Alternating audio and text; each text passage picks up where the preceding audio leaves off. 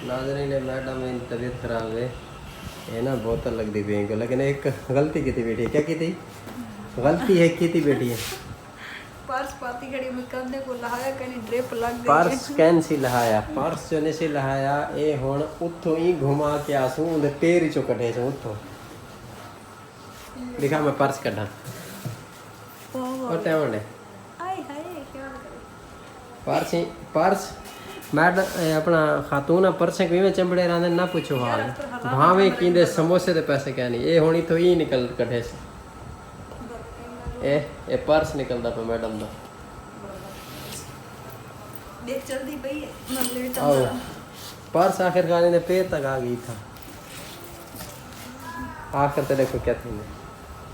खड़ा तो पर्स याद नहीं आया हां मेरे दिमाग में पहने बिस्मिल्लाहिर्रहमानिर्रहीम अस्सलाम वालेकुम मैडम को लगती पिए ब्लड दी बोतल तो तबीयत खराब थी गई अज असा इतना आए हैं अपना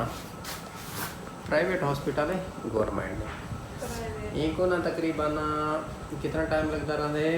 आधा घंटा लग सी छोटा यो है बाल बरनौला पहले लवाया सी बरनौला ते वो पर्स कैंसिल आया हुण पर्स को